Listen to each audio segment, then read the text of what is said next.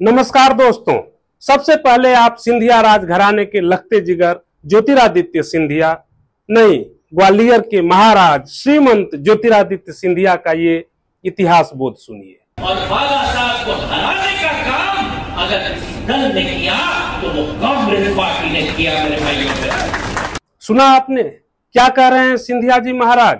बाबा साहब भीमराव अंबेडकर को हराने का काम किसी एक दल ने किया तो कांग्रेस ने किया।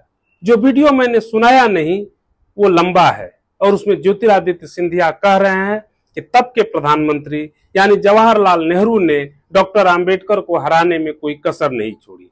वो कह रहे हैं कि संविधान बनाने वाले को संसद में नहीं पहुंचने दिया और सबसे बड़ी बात ये कह रहे हैं कि कांग्रेस के अलावा किसी और दल ने बाबा साहब अंबेडकर के खिलाफ उम्मीदवार नहीं उतारा।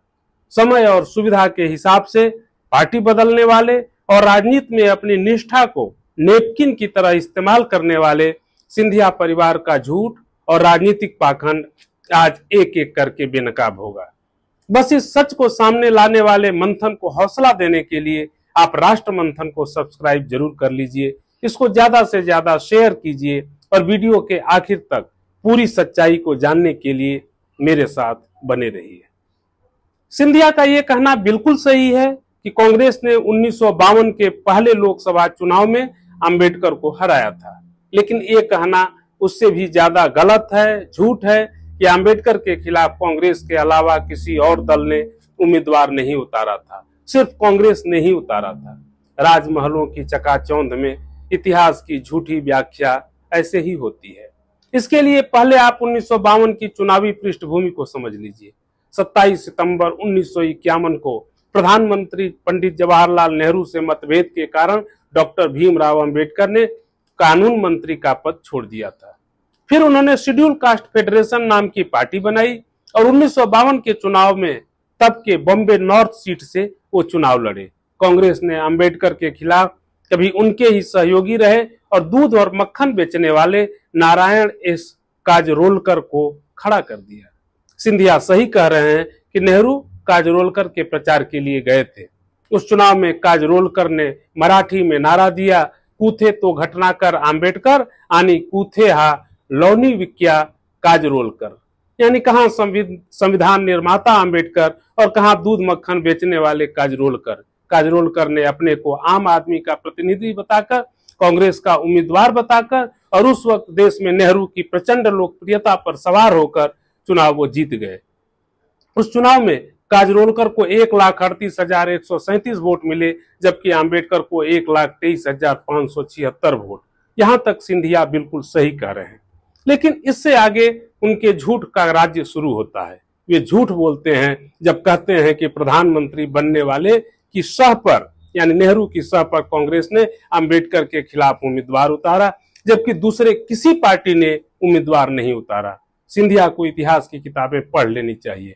अंबेडकर के उस पहले चुनाव में उनके खिलाफ 3 अहम उम्मीदवार थे, जिनमें कांग्रेस के अलावा कम्युनिस्ट पार्टी भी थी और हिंदू महासभा भी। लेकिन इस जानकारी को सिंधिया ने जानबूझकर या अज्ञानता में छुपा लिया। एक और उदास करने वाली घटना जरूर घटी थी कि उस चुनाव में अंबेडकर चौथे स्थान पर रहे, जबकि अंबेडकर के संसद में होने से संसद का मान बढ़ता, पहली संसद खुद को गौरवान्वित महसूस करती। खैर, बात सिंधिया की तरफ चलते हैं। सुभद्रा कुमारी चौहान की कविता में अंग्रेजों के दोस्त सिंधिया की दोस्ती हिंदू महासभा से भी थी। उसका प्रभाव भी पड़ा। जब आजादी मिली तो पूरे देश में कांग्रेस का डंका बज रहा था, लेकिन उस दौरान भी सिंधिया के प्रभाव वाले गुना ग्वालियर इलाके में हिंदू महासभा की ठीक ठाक हैसियत थी। ज्योतिरादित्य सिंधिया के दादा और ग्वालियर के महाराज जीवाजी राव सिंधिया हिंदू महासभा के समर्थक थे। सिंधिया घराना का बहुत बड़ा प्रभाव था। उस प्रभाव का इस्तेमाल करके क्यों नहीं सिंधिया के दादा जीवाजी राव सिंधिया ने हिंदू महासभा को रोका कि नहीं और चाहे जहां उम्मीदवार लड़ाओ, लेकिन डॉक्टर अंबेडकर के खिलाफ उम्मीदवार नहीं खड़ा होना चाहिए। क्यों नहीं रोका? अगर हिंदू महासभा ने ही अंबेडकर के खिलाफ उम्मीदवार नहीं उतारा होता तो अंबेडकर बड़े आराम से चुनाव जीत कर गए होते और संसद में नेहरू की नीतियों की धज्जियां उड़ा देते। तो ज्योतिरादित्य सिंधिया को चाहिए कि नेहरू को कोसने से पहले अपने दादाजी को कोसते। एक बात और, नेहरू का डॉक्टर अंबेडकर से राजनीतिक विरोध था, लेकिन हिंदू महासभा को नेहरू नापसंद करते थे। वो किसी भी सांप्रदायिक संगठन को नापसंद करने वाले नेता थे। अब सिंधिया परिवार का खेल समझिए। 1956 में ज्योतिरादित्य सिंधिया की दादी विजया राजे सिंधिया ने दिल्ली आकर पंडित नेहरू से मुलाकात की थी। उन्होंने नेहरू से कहा था कि उनके पति की राजनीति में दिलचस्पी नहीं है और हिंदू महासभा से उनके पति का कोई लेना देना नहीं है। हिंदू महासभा उस वक्त तक गांधी की हत्या के आरोपों का दाग झेल रही थी। विजया राजे ने कांग्रेस में निष्ठा दिखाई तो कांग्रेस ने 1957 में विजया राजे को टिकट दे दिया और वो जीतकर संसद में आ गई। इतिहास की माया देखिए कि 100 साल पहले 1857 के स्वतंत्रता संग्राम में झांसी की रानी लक्ष्मीबाई के खिलाफ अंग्रेजों के मददगार होने के आरोप जिस सिंधिया राजघराने पर लगता है, वो 100 साल बाद उसी राज परिवार की महारानी कांग्रेस के टिकट पर लोकसभा में पहुंच जाती है। सिंधिया सही कह रहे हैं कि कांग्रेस ने बहुत गुनाह किए। आखिर अंग्रेजों के दोस्त को अपना दोस्त जो समझा, ये क्या कम गुनाह था? सिंधिया परिवार की बाकी राजनीतिक कहानी कि कब कब किसने पाला बदला, किसने जेल जाने से बचने के लिए देश छोड़ा, ये सब बातें आगे होंगी। लेकिन पहले ज्योतिरादित्य सिंधिया के उस इतिहास बोध और उनके आरोपित क्रोध की बात कर लेते हैं, जिसमें अचानक उनके मन में डॉक्टर अंबेडकर के प्रति इतना सम्मान का भाव जग गया है। बीजेपी में अटल बिहारी वाजपेयी का बहुत सम्मान है, उसके पहले प्राइम मिनिस्टर रहे। देश में भी वाजपेयी का बहुत सम्मान है। पार्टी लाइन से अलग जाकर लोग उनकी इज्जत करते हैं, आज भी करते हैं। उस वाजपेयी को 1984 में ज्योतिरादित्य सिंधिया के पिता माधवराव सिंधिया ने ग्वालियर में हराया था। जिस तरह ज्योतिरादित्य सिंधिया बाबा साहब को हराने का अपराधी नेहरू को बता रहे हैं, क्या उसी तरह वाजपेयी को हराने के दोषी माधवराव सिंधिया नहीं हो जाते हैं? वाजपेयी का भी संसद में होना बहुत जरूरी था। लोकसभा में होते तो उनके लच्छेदार भाषण बाकी सांसदों को भी सुनने को मिलता है। लेकिन सवाल अलग अलग राजनीतिक दल का था, इसीलिए जवाब में अलग अलग राजनीतिक दलों के उम्मीदवार खड़े होते हैं। फिर उसमें यह क्या देखना कि किसने किसको हराया। डॉक्टर अंबेडकर ने दलितों के सम्मान और बेहतर जिंदगी का सिद्धांत दिया, लेकिन चुनावी राजनीति के जरिए उस सिद्धांत को अमल में कौन लाया? कांशीराम। कांशीराम 1984 में पहली बार चुनाव हार गए थे जब लड़े थे, उसके बाद वो हारते रहे। बीजेपी उनके खिलाफ या तो उम्मीदवार उतारती रही या फिर गठबंधन में जो सहयोगी हो उसका समर्थन करती रही। 1991 में कांशीराम पहली बार उत्तर प्रदेश के इटावा से चुनाव जीते थे। वो एक सुरक्षित सीट नहीं थी, लेकिन मुलायम सिंह यादव की मदद से कांशीराम वो चुनाव जीत गए थे। तब तो दलित चेतना या दलित सम्मान के नाम पर बीजेपी ने कांशीराम का साथ नहीं दिया था। बीजेपी के लाल सिंह वर्मा को कांशीराम ने करीब 20,000 वोटों से हराया था और उस समय बीजेपी के प्रचंड वेग चल रहा था। कांशीराम को छोड़िए, वे बीजेपी के विरोधी विचारधारा के नेता थे। लेकिन कल्याण सिंह, बाबरी मस्जिद गिराने के वक्त उत्तर प्रदेश के मुख्यमंत्री थे कल्याण सिंह, जिन्होंने मस्जिद को बचाने का शपथ पत्र दिया था। आप वाजपेयी और आडवाणी के बाद बीजेपी में सबसे बड़े कद वाले नेता कल्याण सिंह थे, लेकिन वाजपेयी से मतभेदों के बाद बीजेपी छोड़ दी, बीच में आए फिर छोड़ दी।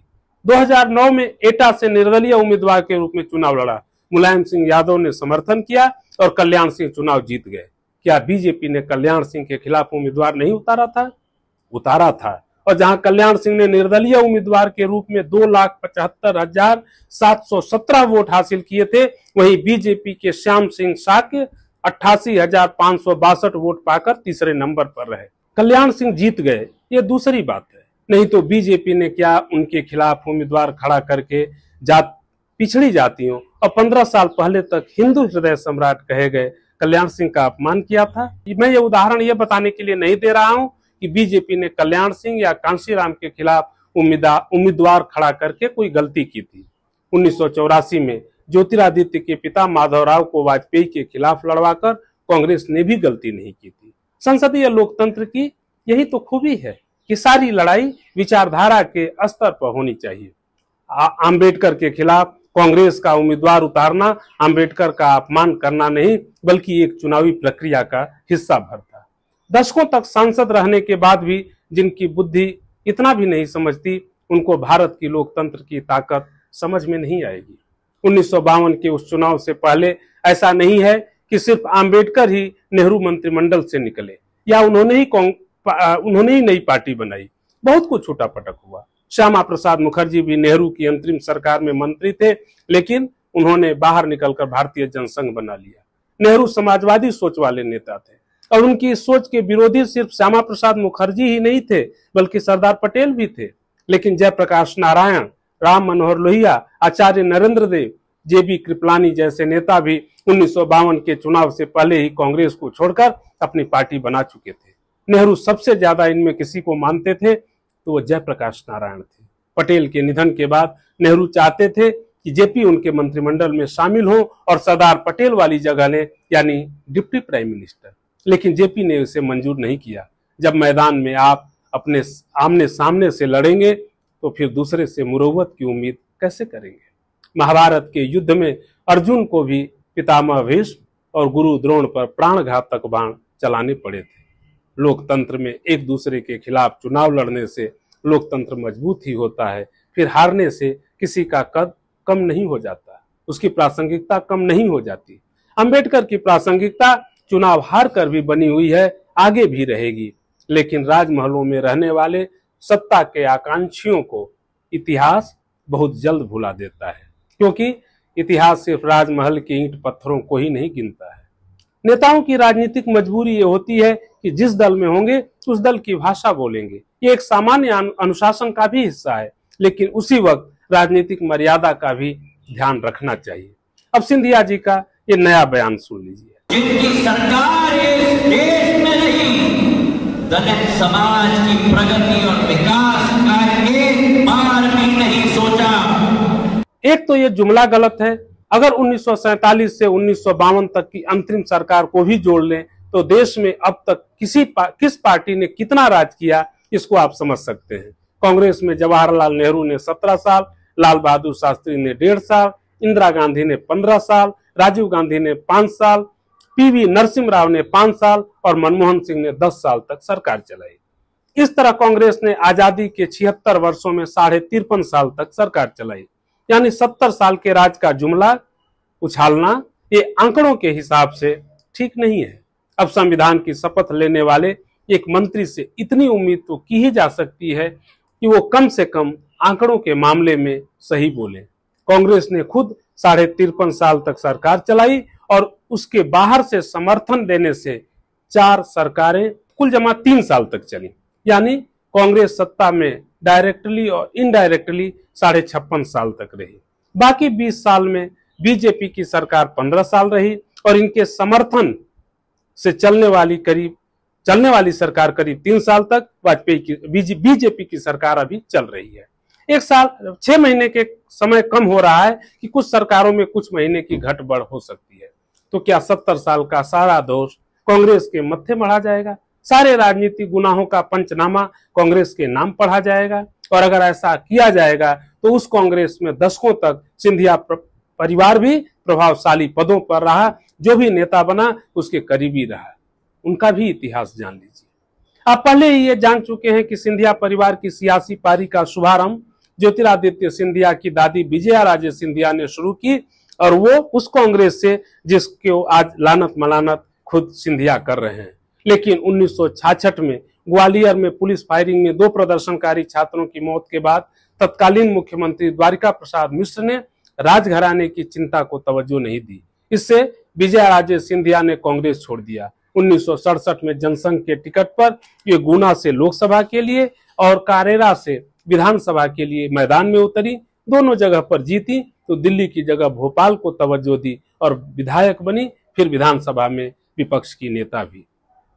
1971 में विजया राजे सिंधिया के बेटे माधवराव सिंधिया गुना से जनसंघ के टिकट पर चुनाव लड़े और जीते। तब तक मां बेटे के रिश्ते अच्छे थे। जब इमरजेंसी लगी तो विजया राजे भी गिरफ्तार हुई, लेकिन जल्द ही पैरोल पर बाहर आ गई। 1980 में माधवराव सिंधिया कांग्रेस के टिकट पर चुनाव लड़े और तब से 9 बार सांसद रहे। उनकी मां विजया राजे कांग्रेस की सबसे बड़ी नेता इंदिरा गांधी के खिलाफ रायबरेली से लड़ गई। सिंधिया अपनी सीट से जीत गए, विजया राजे हार गई। सिंधिया बाद में राजीव गांधी के भी करीबी हो गए, जिसके कारण पहले वो राजीव गांधी की सरकार में मंत्री बने और फिर बाद में पीवी नरसिम्हा राव की सरकार में। 1996 में जैन हवाला कांड में फंसने के कारण नरसिम्हा राव ने टिकट नहीं दिया तो मध्य प्रदेश विकास कांग्रेस बनाकर चुनाव लड़ा और जीते। 1998 में सोनिया गांधी ने कांग्रेस की कमान संभाली तो सिंधिया फिर कांग्रेस में आ गए, लेकिन 2001 में विमान हादसे में उनकी दुखद मृत्यु हो गई। कांग्रेस के जिस परिवार को आज ज्योतिरादित्य सिंधिया देश की सारी मुसीबतों का जिम्मेदार मानते हैं, उस परिवार ने पिता की मौत के बाद ज्योतिरादित्य को संसद में पहुंचा दिया। फिर 10 साल मनमोहन सिंह की सरकार रही और सिंधिया मनमोहन सरकार में मंत्री पद का सुख उठाते रहे।